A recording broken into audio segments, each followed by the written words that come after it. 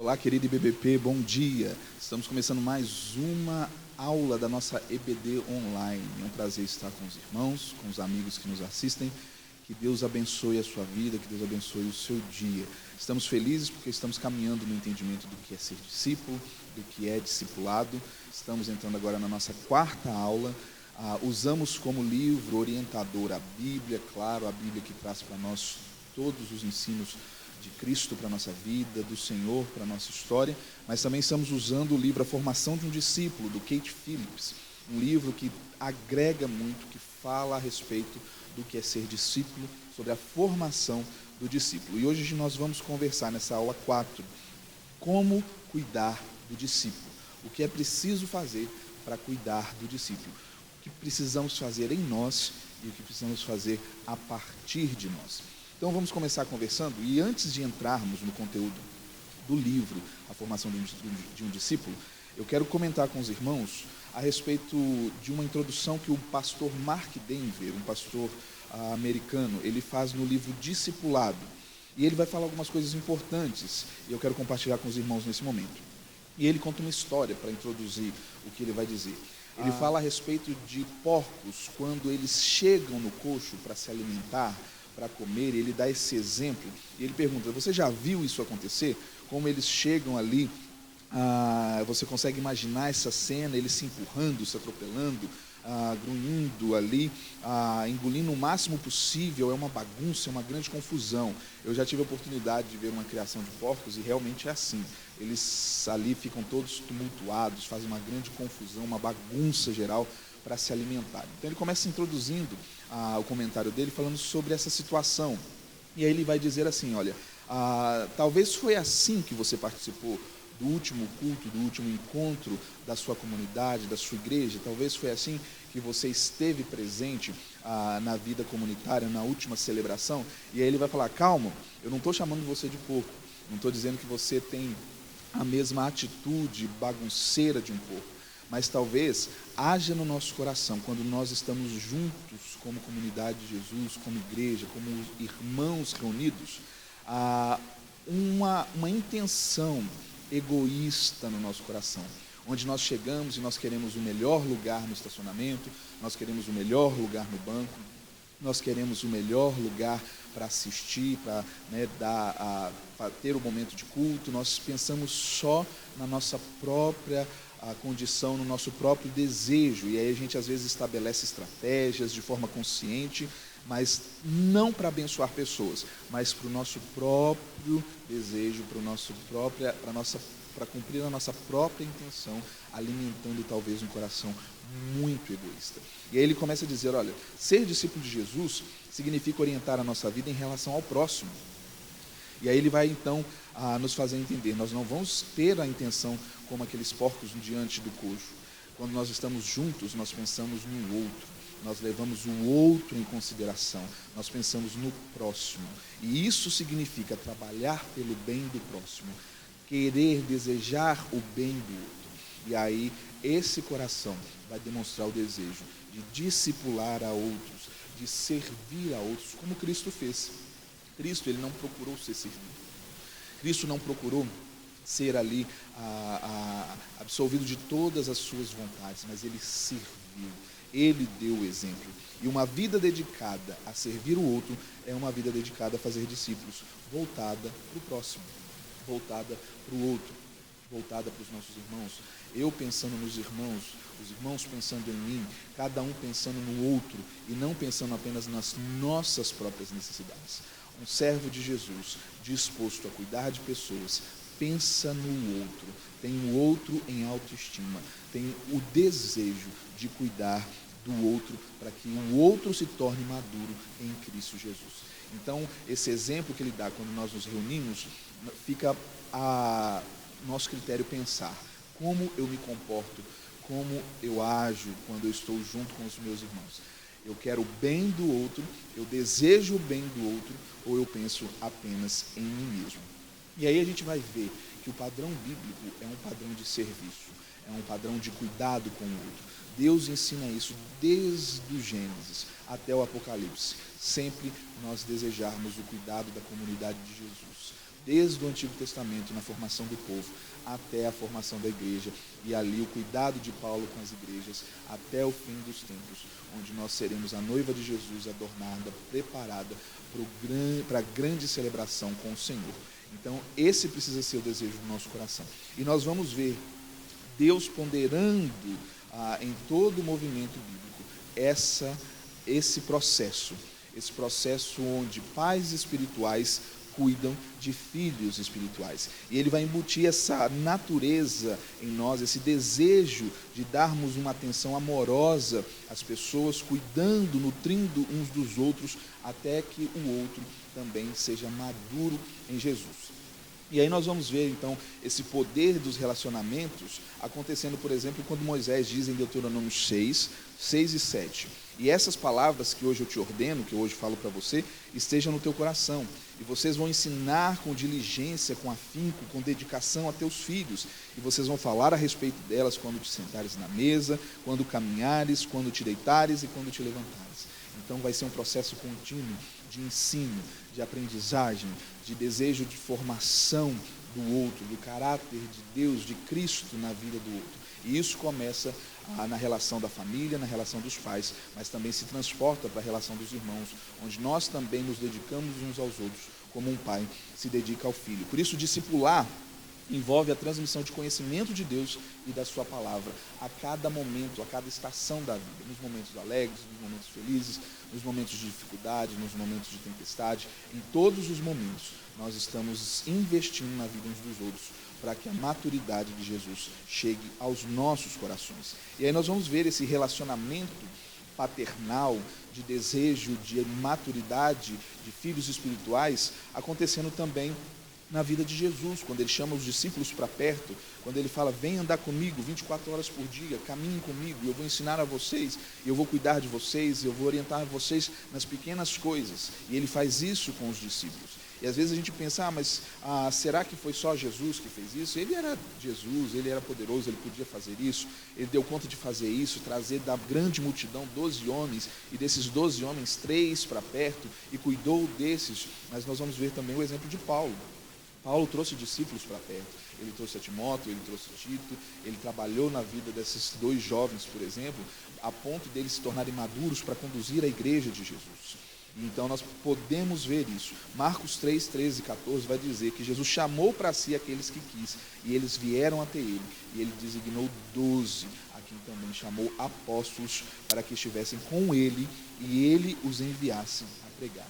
Então, Jesus investiu na vida desses homens, Paulo investiu na vida de Timóteo e Tito, para que eles fossem maduros e que eles fossem enviados então a pregar, a testemunhar a respeito de Jesus e do seu evangelho. Por isso, não é difícil supor que Paulo, por exemplo, discipulasse Timóteo como um pai do Antigo Testamento discipulava seu filho, porque havia essa necessidade de cuidado integral, esse cuidado realmente a fazer-se moldar o coração e ver a transformação nas atitudes, na vida daqueles que estavam sendo ensinados. Então, o intuito de Paulo para o discipulado é que esse ensino passasse pelas gerações. Então, ele vai dizer isso para Timóteo, lá no capítulo 2, verso 2 da segunda carta a Timóteo. Nós já lemos isso em outro momento nas nossas aulas, onde ele vai dizer, olha, o que você ouviu de mim, diante das testemunhas, você também vai transmitir isso para homens fiéis, que sejam também aptos para ensinar a outros. Então vá também, Timóteo, ensine a outros, gere filhos, gere netos, gere bisnetos nessa geração de discipulado, de cuidado, de realmente ensino intencional. Ok, queridos? Por isso, nós precisamos entender que o discipulado é algo árduo, é uma batalha, dura, há momentos onde às vezes nós vamos nos sentir enfraquecidos, mas é algo necessário, porque quando nós vemos surgir um discípulo de Jesus, isso encoraja o nosso coração. Por isso Paulo vai dizer lá em Colossenses 1, 29, que o desejo dele de gerar maturidade na vida daquela igreja chegou até a ser uma agonia, de tanto que ele desejava que aquela igreja se tornasse realmente uma igreja parecida com Jesus. E aí agora nós entramos então no que Kate Phillips, no livro A Formação de um Discípulo, vai tratar a respeito dessa doação da vida na vida do outro, desse desejo de cuidar do outro, desse desejo de caminhar com o outro a ponto dele ser formado em Cristo Jesus a partir da sua própria vida, ele observar a sua vida, o seu relacionamento com Jesus e assim também desejar ser como Jesus é. Como Paulo disse, né? Aquilo que vocês estão vendo em mim, também desejo imitar, assim como eu sou imitador de Cristo. Me imitem também. E aí Kate Phillips vai falar que para cuidarmos, para discipularmos pessoas, para cuidarmos dos discípulos, nós precisamos amar uns aos outros. Essa vai ser a marca do discípulo. E aí essa característica, Jesus vai dizer lá em João 13, no verso 35, com isso todos vão saber que vocês são os meus discípulos. Vocês querem saber como vocês vão espalhar essa notícia que vocês são meus discípulos? Então, se vocês amarem uns aos outros, se vocês estiverem dispostos a se entregar uns pelos outros, se o coração de vocês tiver disposição de se entregar pelo outro, para que Cristo seja formado, para que eu, Cristo, seja formado na vida deles. Por isso o amor de uns pelos outros, dos discípulos de Jesus, é a marca do discipulado. E aí o autor ele vai contar uma história muito interessante, que ele um dia estava de férias, e aí ele estava num saguão de um hotel, e aí ele viu uma reunião do que ele chamou de Skinners, que é uma organização, e essa organização eles usam um turbante vermelho. Então, quando ele chegou naquele saguão e ele viu aquelas pessoas com aquele turbante vermelho, ele já identificou essa organização, que ali estava acontecendo uma reunião desta organização. E ele vai dizer, as organizações têm marcas, né? Você distingue um carteiro pelo seu uniforme, você distingue um policial pelo seu uniforme, você distingue as pessoas que trabalham em áreas que precisam de um traje social, quando elas estão vestidas ali, terno e gravata. Você percebe um professor de educação física, porque ele está num processo mais esporte da sua vestimenta. Então ele vai dizer, olha, as pessoas se caracterizam através daquilo que elas demonstram, daquilo que elas mostram, como elas se vestem, como elas se comportam. E aí ele vai dizer que nós temos, como igreja, a maior e mais marcante identificação de todas, que é o amor um pelos outros, que é o desejo de cuidar uns dos outros. Então, quando as pessoas olham para nós como igreja de Jesus, quando nós falamos, olha, eu sou um pequeno Cristo, eu sou um cristão, eu sou um seguidor de Jesus, as pessoas precisam ver as nossas atitudes, né? É claro que não, as nossas vestimentas vão ajudar, né? Nós não saímos por aí vestidos de forma que desagrada ao Senhor, mas mais do que as nossas vestimentas ou o nosso estilo de cabelo, mas aquilo que nós somos, aquilo que o nosso coração demonstra ser, as nossas atitudes vão dizer quem realmente nós somos em Cristo Jesus. E aí ele vai contar uma história do momento missionário. Ele tinha uma casa de cuidado de jovens em Los Angeles, e ele vai contar uma história muito interessante a respeito de como essa casa, que chamava Casa de Impacto Mundial, fez diferença na vizinhança. Então, quando, por exemplo, as pessoas que trabalhavam na casa iam no supermercado ou iam comprar alguma coisa na rua, as pessoas já falavam, vocês são daquela casa, aquelas pessoas que ajudam, que trabalham na vida dos jovens aqui da região, que estão cuidando aqui das pessoas, dos jovens do nosso bairro. Interessante, então eu sei, vocês são daquela casa. Então, a notícia do que eles faziam já estava ali alcançando aquele bairro. Tanto que quando um amigo dele, pastor, foi visitá-lo, ele conta que esse amigo se perdeu, e ele perdeu também o endereço. Ele não estava conseguindo achar a casa, e em certo momento ele pergunta para uma pessoa, olha, eu estou procurando tal pessoa, eles têm tal trabalho, fazem tal trabalho aqui no bairro, e logo as pessoas já falaram assim, não é aquela casa ali, pode ir para lá.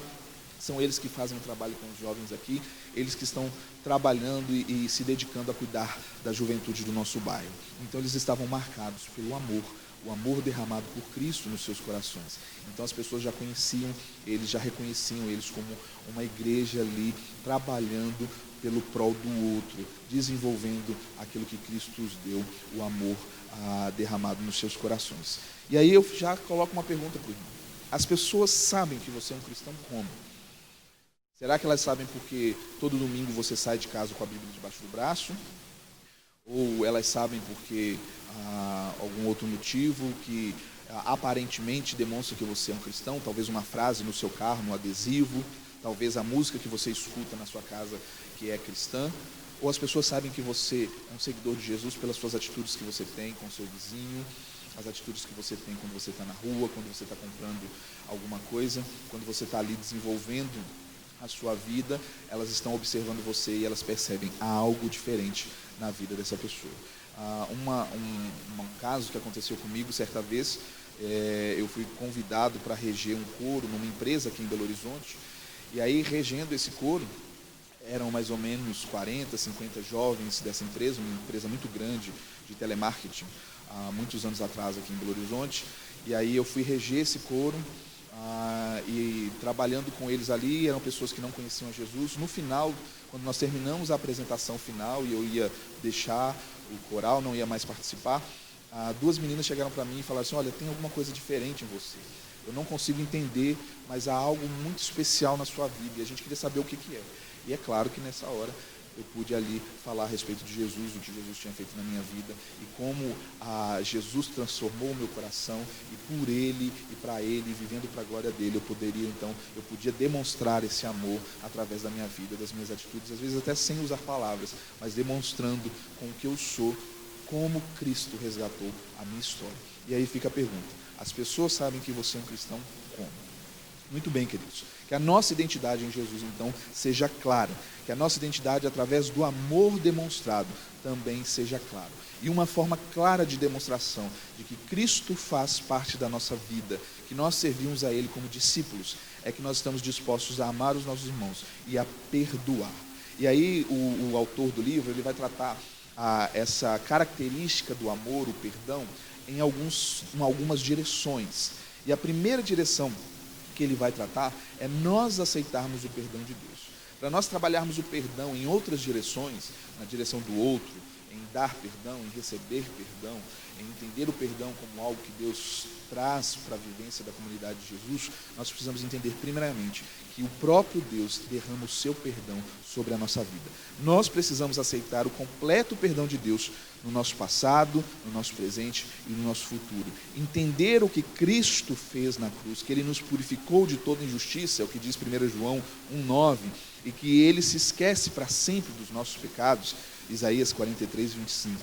Então, o discípulo de Jesus, ele entende que ele recebeu perdão, e ele entende isso, e ele entende, a partir desse receber o perdão, as dimensões que esse perdão vai alcançar. E aí ele vai contar uma história muito interessante, triste, mas com um final realmente surpreendente, que é a graça de Jesus sendo derramada na vida da Patty Williams. E ele vai contar essa história dizendo, olha, que essa moça havia aceitado Jesus num culto que essa casa de cuidado de jovens, de evangelismo de juventude nesse bairro onde eles trabalhavam, o pastor trabalhava.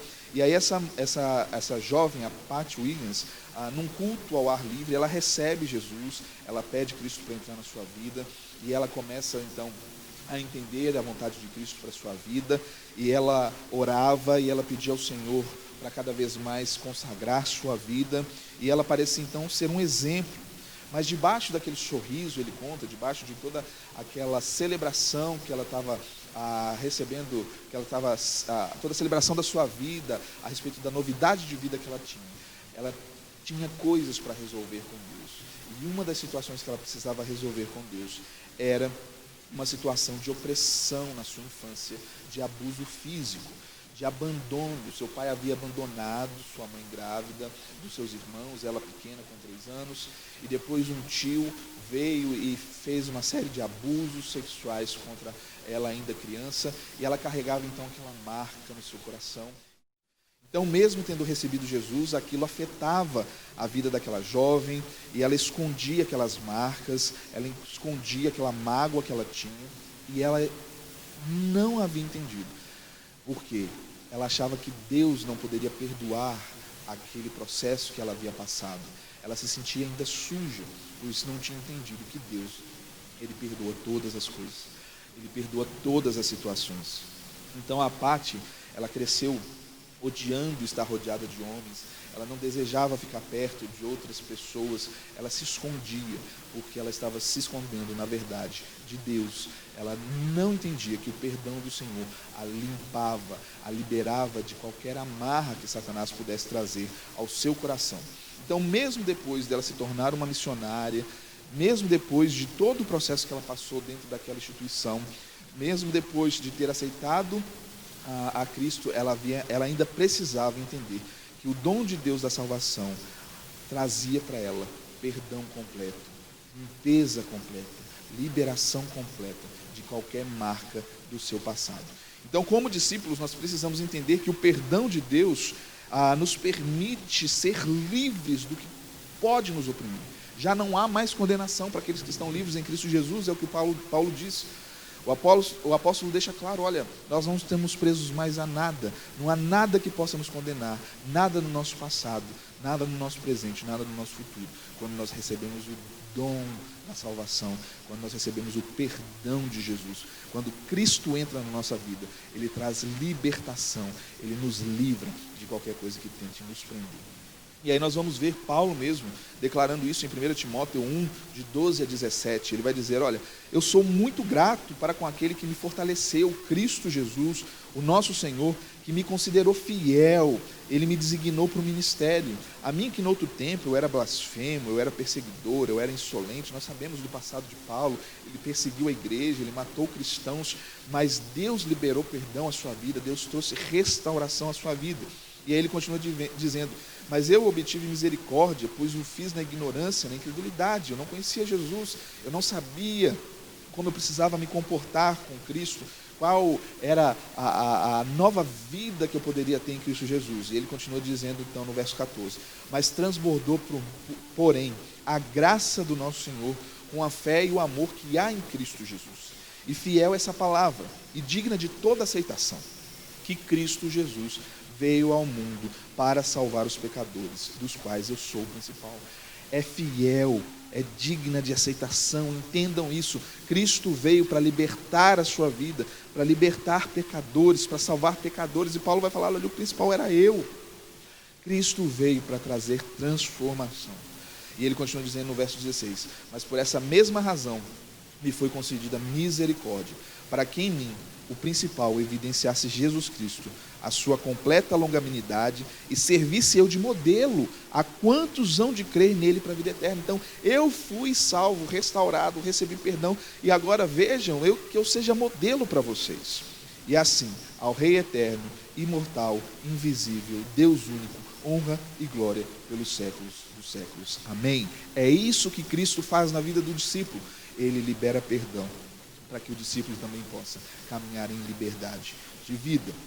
Cristo deseja então, querido, que você tenha uma opinião saudável e positiva a respeito de você mesmo. Ele garantiu isso na cruz.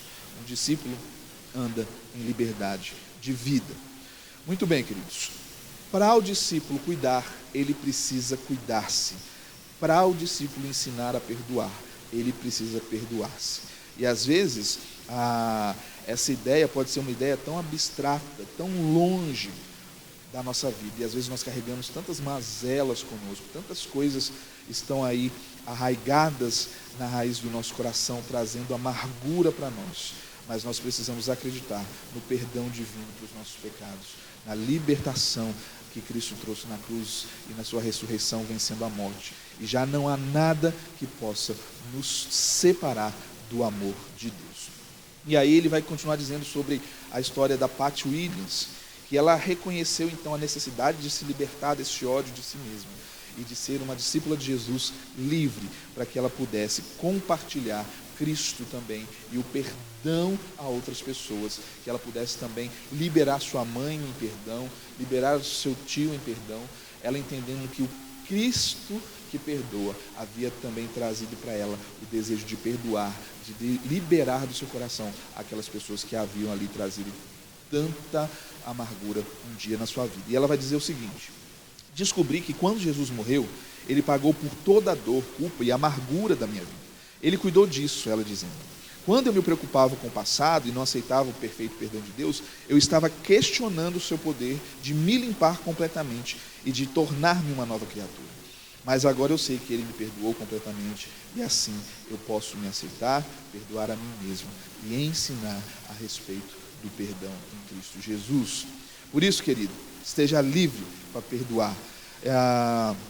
Esteja livre para perdoar as pessoas que um dia trouxeram algum tipo de mazela à sua vida. Jesus mesmo, ele ensinou, pois se vocês perdoarem as ofensas uns dos outros, o Pai Celestial também lhes perdoará.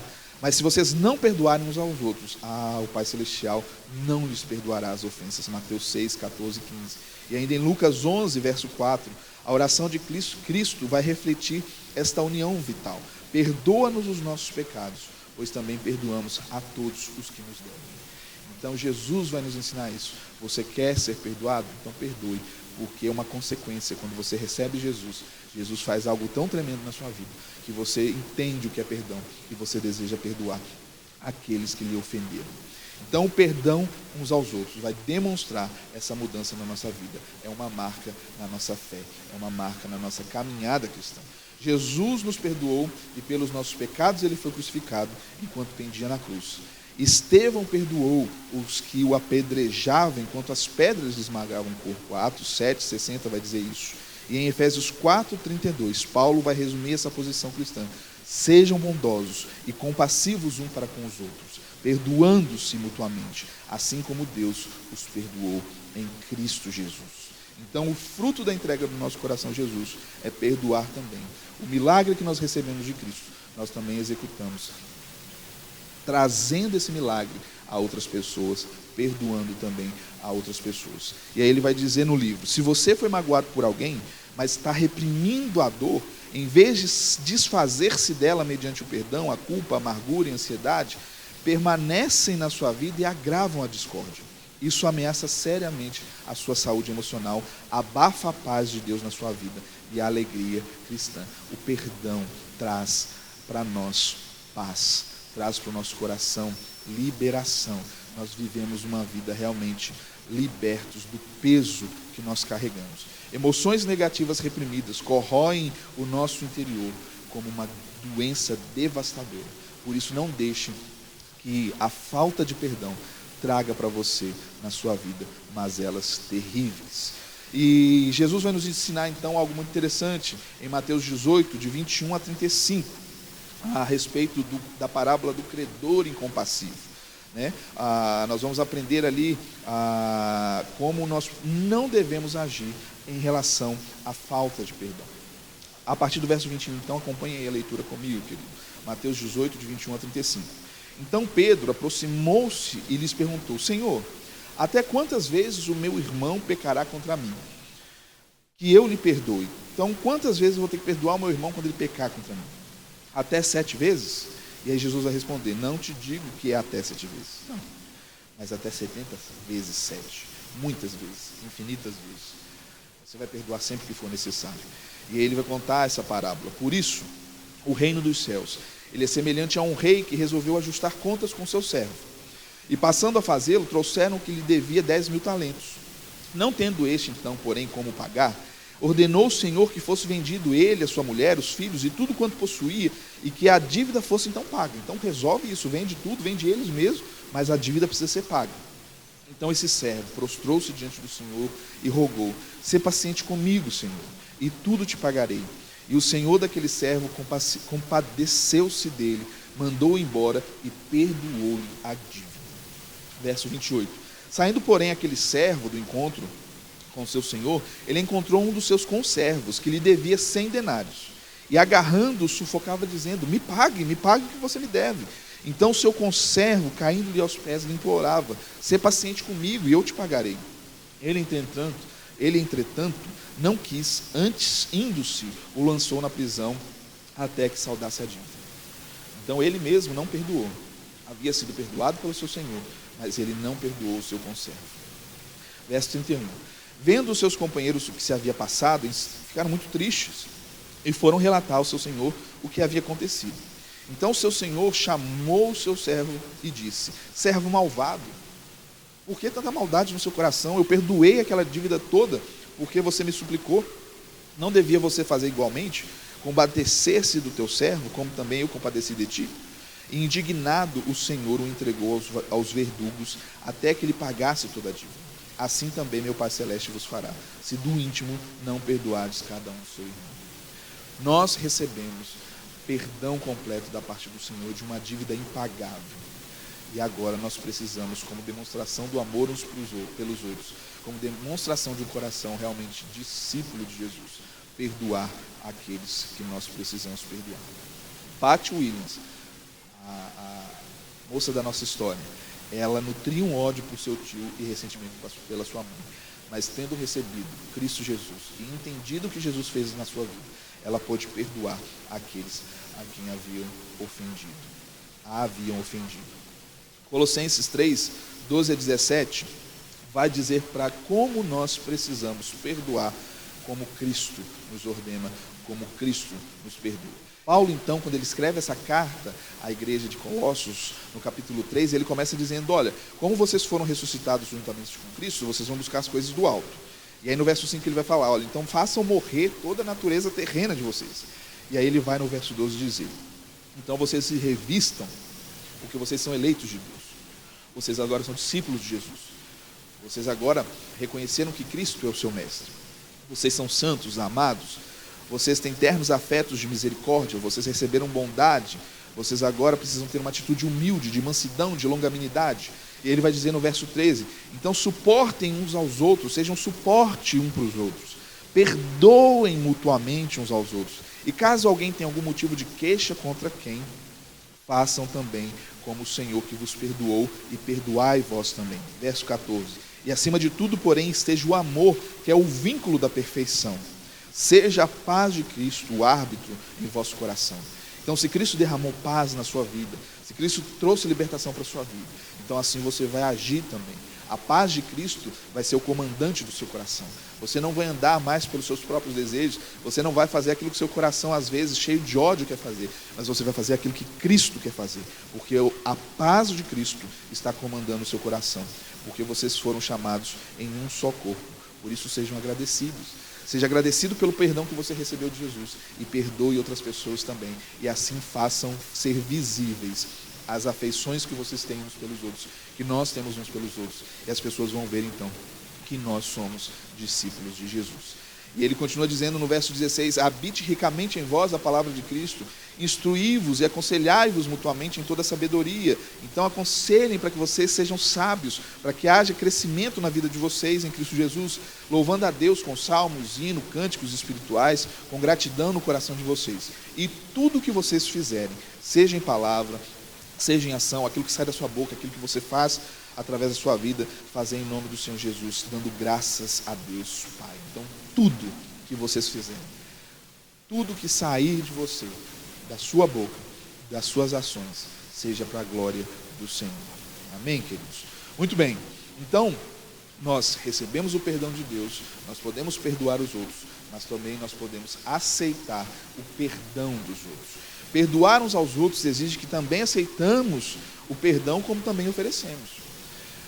As pessoas podem vir contra nós e às vezes as suas atitudes nos machucarem e nós perdoamos, mas não se esqueça que você também machuca pessoas, que você também pode magoar pessoas, que você pode trazer mazela para a vida das pessoas, e você precisa também estar disposto a aceitar o perdão dos outros, mas também oferecer perdão. O coração do discípulo está pronto para receber e para dar perdão. Ele tem o coração de Jesus. Por isso, querido, ele apresentando essa questão do perdão, como nós precisamos proceder nesse padrão bíblico de vida, perdoando uns aos outros, ele vai dizer, o perdão vai perpassar, vai estar presente na comunidade de Jesus.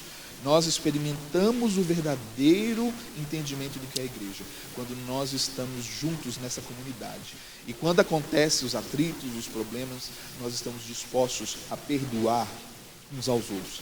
Não podemos experimentar o verdadeiro cristianismo quando nós estamos isolados, quando nós estamos sozinhos. Quando eu venho à igreja e vou embora rápido porque eu não quero me encontrar com ninguém. Quando eu não crio relacionamentos uns com os outros, porque como eu vou desenvolver os mandamentos de mutualidade se eu não vivo em comunidade, se eu não estou perto, se eu não estou junto? Como a história dos porcos espinhos, quanto mais perto, mais eles se machucam. E como nós somos pecadores, quanto mais perto, mais a possibilidade de nós machucarmos uns aos outros. Mas mais que isso, maior a possibilidade de nós experimentarmos o perdão verdadeiro de Jesus uns com os outros. Por isso nós só poderemos realizar a plenitude da nossa humanidade em relacionamentos saudáveis. Você quer realmente desenvolver a sua humanidade em Cristo Jesus, realmente desenvolver como você é em Cristo Jesus, quando você compartilhar a sua vida uns com os outros. Ninguém em isolamento vive uma vida de discipulado. A vida de discipulado é necessária acontecer em comunidade, porque você recebe de Cristo e você transborda isso na sua vida para outros. Por isso, queridos, o ato inicial de Jesus no seu ministério foi chamar pessoas para perto, trazer relacionamentos para a sua vivência, para que ele pudesse ali espalhar os seus ensinamentos a respeito de relacionamentos duradouros. Cristo é o cabeça do corpo, Deus é o cabeça de Cristo e nós somos o seu corpo. E todo aquele que está fora do corpo não tem como ter o entendimento do que significa ser corpo. A gente sabe disso, Paulo vai dizer em vários momentos nas suas cartas, que nós precisamos estar unidos, estarmos juntos. Não tem como um pé estar unido à cabeça, precisa-se de todo o corpo é importante. Não tem como, uma impossibilidade física você colocar um pé ligado à cabeça, não tem como. O corpo precisa ser completo, o corpo precisa trabalhar de forma completa, unida, junta.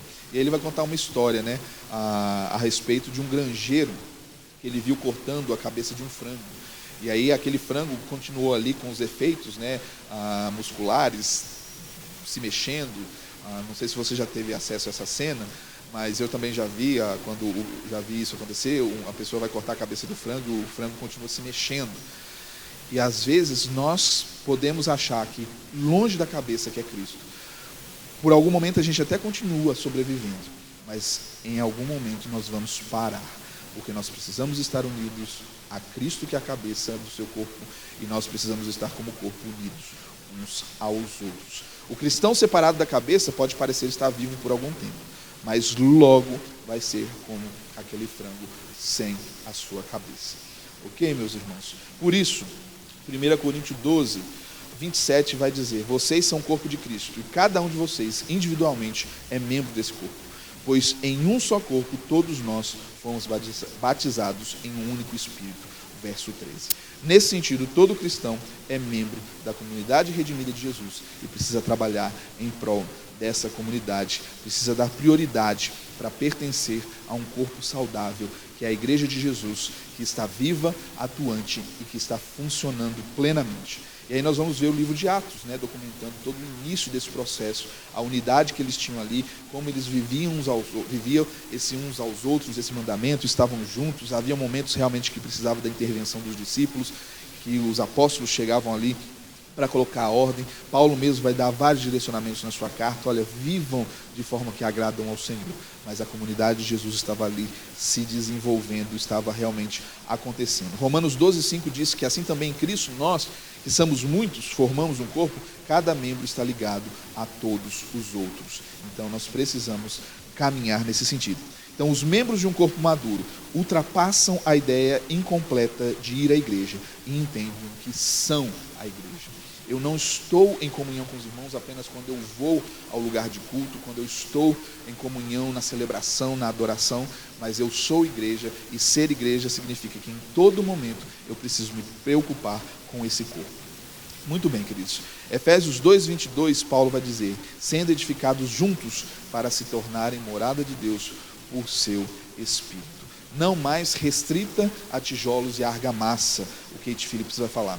A igreja funciona com força total no mundo dos negócios, na escola, na vizinhança. A adoração já não se confina ao culto de domingo, mas todo o ato da vida do discípulo de Jesus, toda palavra, todo pensamento, em todo lugar que ele está, é oferecido em adoração a Deus e em demonstração dessa comunidade de amor, dessa comunidade discipular, dessa comunidade que um investe na vida do outro, para que Cristo Jesus seja formado. Amém, queridos? Por isso, os benefícios da comunidade de Jesus, da igreja de Jesus para os seus discípulos, é você estar sob o comando de homens espirituais que têm o desejo de cuidar dessa igreja. Também para dar suporte ao seu crescimento e à sua maturidade cristã. É a oportunidade também de você observar, aprender com a vida de outros, poder ser discipulado pela vida de outros. Também experimenta comunhão, cuidado, zelo.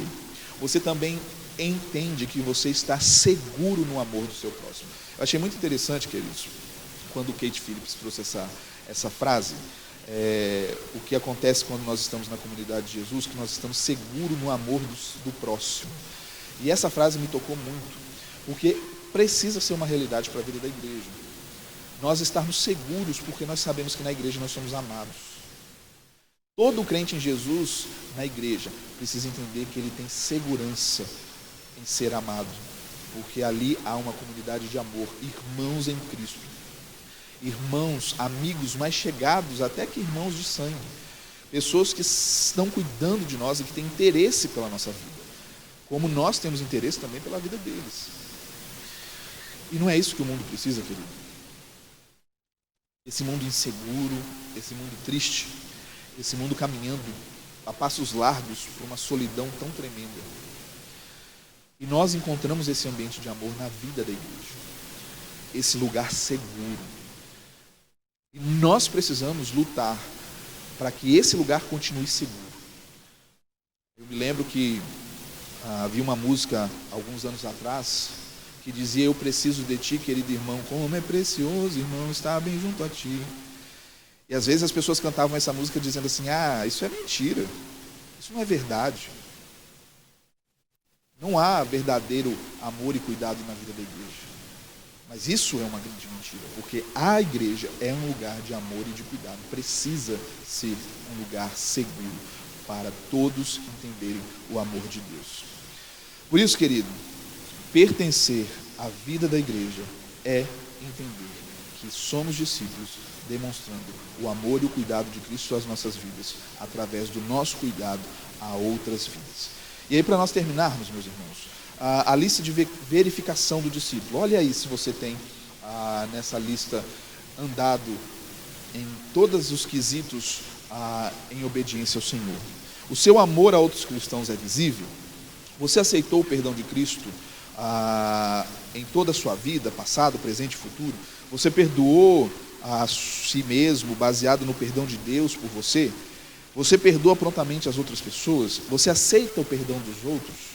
Você participa de uma comunidade cristã de forma saudável? Está presente, interessado? Nós estamos aí realizando agora o IBBP nas casas, temos falado isso há tanto tempo. E às vezes ainda eu pergunto a alguns irmãos: irmão, você já fez a sua inscrição, está participando de um grupo? E os irmãos falam assim: não, pastor, não vou fazer, não vou participar. Querido, dedique-se a estar perto de alguém, dedique-se a estar junto nos cultos, na comunidade de Jesus. Nós estamos passando essa quarentena, infelizmente a EBD tem que ser online, porque a gente não pode estar junto o tempo todo. Mas se você puder, dentro de todos os padrões estabelecidos e todo o cuidado que a igreja tem tido, participe do culto, faça a sua inscrição, sem correr nenhum risco. Participe, esteja junto, esteja próximo. Vamos cuidar uns dos outros. Não vamos deixar que essa quarentena nos faça esquecer o que significa ser igreja. E ser igreja é estar junto. Amém, querido? A marca do discípulo: amar uns aos outros. A marca do discípulo: cuidar uns dos outros. E a gente não pode abrir mão dessa marca que Jesus deixou para a nossa vida. Vamos orar?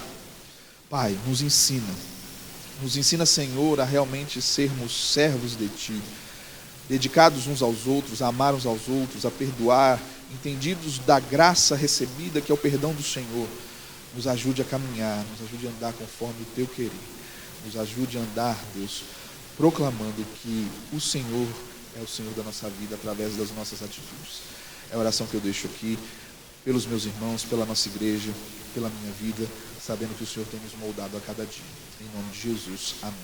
Que Deus te abençoe. Nós voltamos na semana que vem com mais uma aula sobre o discipulado, a formação de um discípulo. Que Deus abençoe o seu domingo. Um grande abraço.